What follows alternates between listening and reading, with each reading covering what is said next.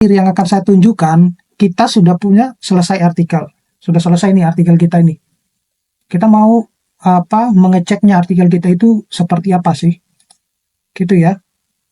Jadi untuk kelayakan dia dipublish itu, dia akan mengecek kalau di jurnal internasional yang bagus itu dia akan seperti apa. Nah, kita masuk ke ini paper poll ya.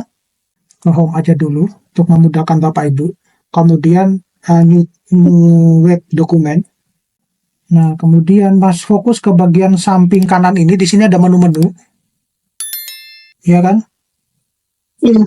Ini ada, saya contohkan dulu yang kita mau kelayakan dulu. Kemudian ada template. Ya. Ada cek. Kemudian AI review atau journal submission check. Kita pakai yang journal submission check. Kita mau ngecek artikel kita itu seperti apa. Kita upload.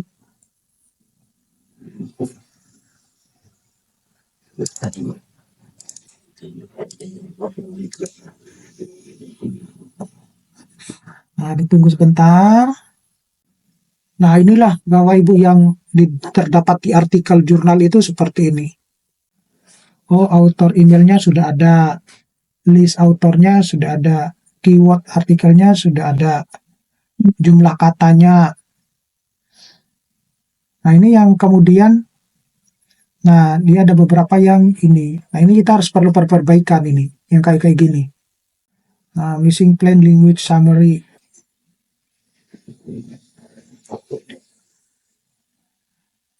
Nah, author contribution itu kayak ini Bapak Ibu. Karena author contribution itu ini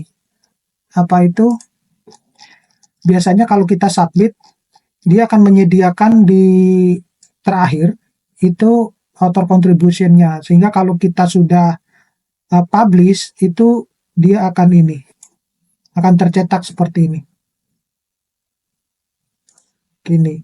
Jadi data question, investigasi, makanya dia akan selalu membacanya kenapa kok tidak ada author contribution. Ini bisa dihilangkan dulu. Karena ini ketika terutama kalau di jurnal-jurnal yang kredibel ya, dia akan selalu meminta ini di sesi terakhir.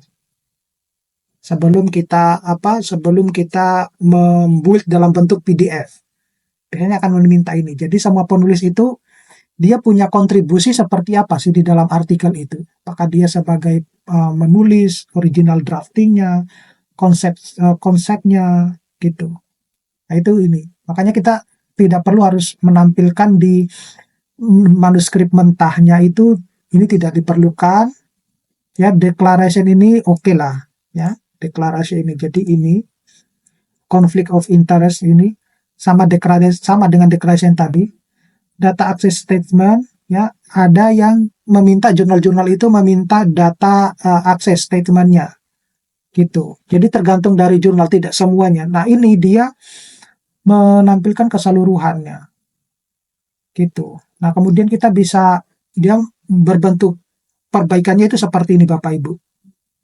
Nah, kita bisa download ini, gitu. Jadi kita bisa memperhatikan, oh semestinya bahasa itu harus plural ya, bukan jamak kayak gitu, atau singular kayak gitu, itu harus di ini. Nah, dia the use of, dia ini bisa saja kalau misalnya sama menghemat kata ya langsung ada using sebenarnya, gitu. Itu maknanya sama dengan the use of gitu. Tapi kalau misalnya jumlah katanya sudah terlalu banyak, maka saya daripada ini 3 kata menggunakan 1 kata, yang menggunakan saya 1 kata. Kayak gitu, itu aja sih sebenarnya. Enaknya seperti itu. Nah, kemudian di paper poll ini sudah oke ya, sudah paham ya Bapak Ibu ya? Izin Pak, sebentar Pak. Berarti setiap jurnal itu kan contoh ini ada kalimat yang kurang gitu kan Pak. Setiap jurnal itu kan ada jumlah katanya kan berbeda-beda. Jadi kalau seandainya jurnal yang kita inginkan itu belum sesuai, baru kita tambahkan. Tetapi kalau seandainya melebihi, apakah bisa dirubah dari sini gitu Pak? Gini. Atau gimana? Gini, jurnal yang perlu harus Bapak Ibu pahami itu adalah kalau paper review itu maksimal jumlah katanya itu adalah 10.000, yaitu untuk yang paper review umum ya, berbeda dengan yang mini review ya, itu berbeda lagi. Mini review kalau yang lebih komprehensif ya, komprehensif review itu lebih banyak dari 10.000, malah lebih dari 10.000. Nah, tetapi triknya begini, ketika Bapak Ibu mempersiapkan artikelnya, tadi yang paper review, kalau yang artikel riset itu adalah maksimal 8.000. Itu sebenarnya yang diinginkan ya oleh editor jurnal. Nah, tetapi bisa kemungkinan ketika kita melakukan revisi, karena kita merespon komentar dari reviewer, itu bisa lebih dari 8.000. Apalagi kalau misalnya reviewernya lebih dari 2 orang, ya. Karena minimal itu 2 orang. Apalagi kalau lebih dari 2 orang, bisa 3, 4, atau 5 reviewer. Nah, itu kan tentu banyak yang harus kita revisi, merespon semua komentar. Nah, oleh karena itu yang perlu Bapak Ibu catat, ketika mempersiapkan artikelnya untuk yang artikel riset, itu diusahakan jangan lebih dari 8.000. Jangan lebih dari 8.000 selain dari reference ya, selain dari reference. Jadi kalau saya mainnya itu 7.000 atau 6.900 sekian, itu mainnya di situ saya. Hanya cuma main di situ. Karena nanti kalau misalnya saya mendapatkan komentar review dan harus saya respon, tentu kan akan bertambah tuh kalimatnya. Apalagi kalau mereka meminta bahwa tolong dong tulisan ini dimasukkan gitu atas referensi ini. Berarti kemungkinan besar mereka itu yang nge-review. Semacam itu.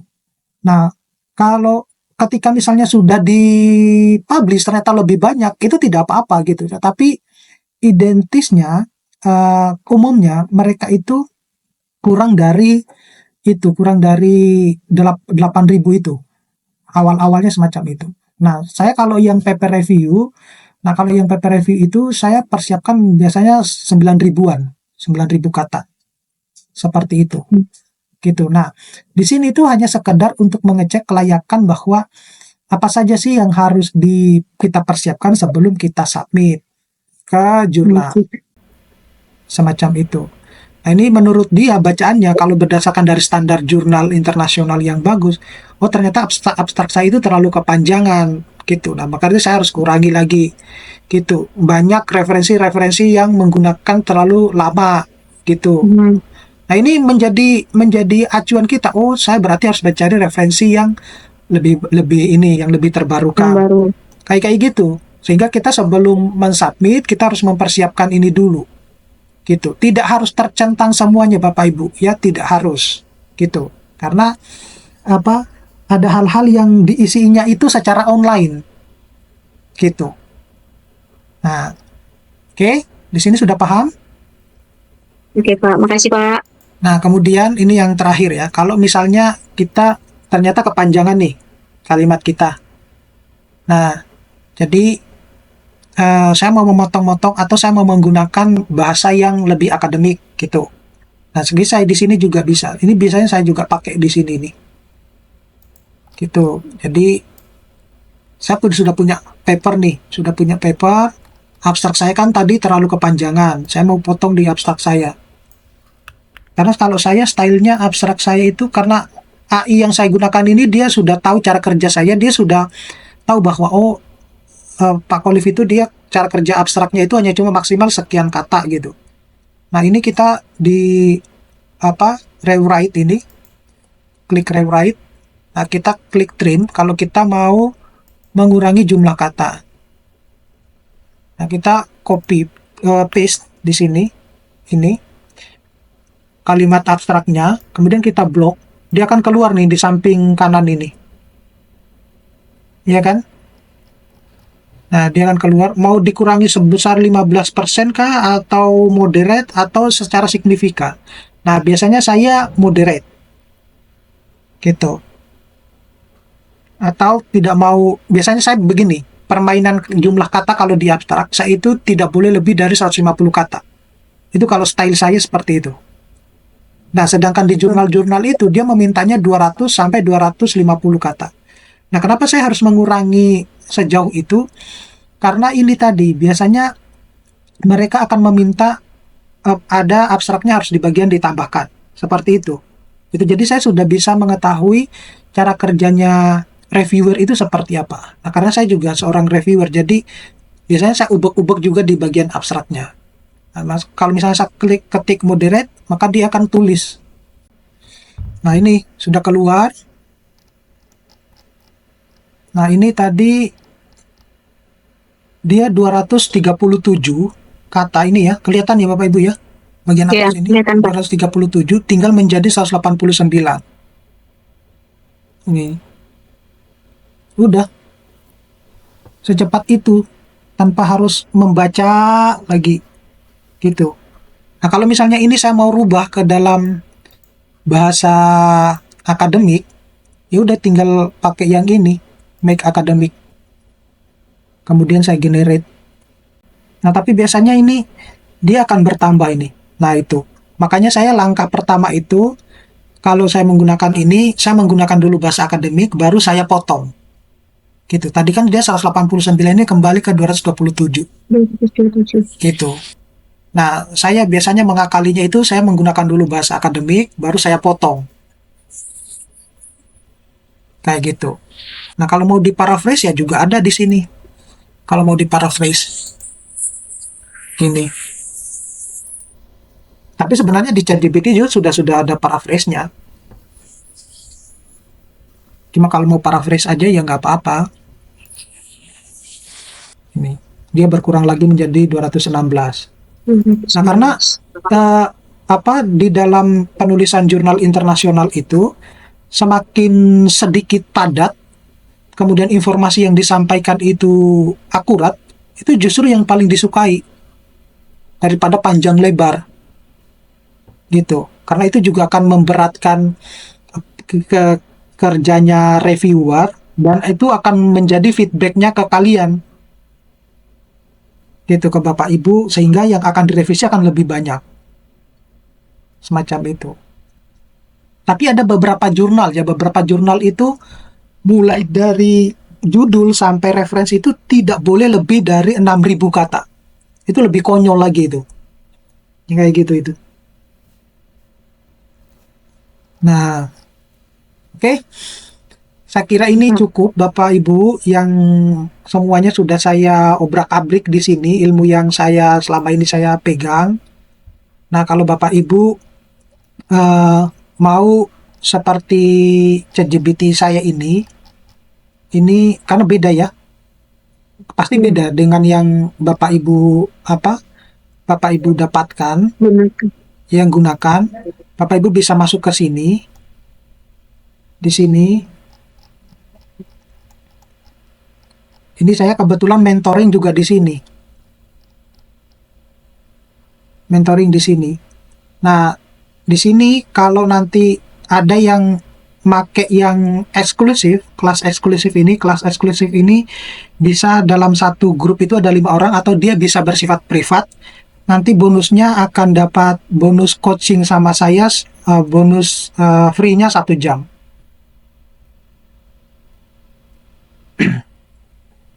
Kalau yang ini banyak yang pakai yang eksklusif ini.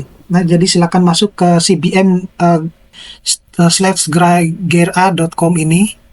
Nanti di sini berhubungan aja sama admin. Nah, kalau mau yang ChatGPT biasa, kemudian promptingnya seperti prompting yang sudah saya share di link bio Instagram saya ataupun di YouTube saya, itu bisa juga. Gitu. Cuma berbeda dengan prompting, artinya usahanya itu agak sedikit lebih dibandingkan dengan yang ini. Tetapi kalau sudah familiar, itu akan jauh lebih mudah. Gitu. Ya. Itu tadi pesan saya adalah kita tidak boleh 100% ketergantungan terhadap AI. Ya. Ada momen kita itu harus memvalidasi, mengklarifikasi apa yang kita tulis. Kemudian khusus untuk yang metodologi, ya meskipun seperti ilmu terakhir yang saya berikan ini tadi tidak saya rekomendasikan, tetapi itu harus divalidasi ulang. Gitu ya Bapak Ibu, tidak harus Bapak Ibu harus telan mentah-mentah semuanya gitu. Bapak Ibu bisa lihat di video saya yang terakhir ya,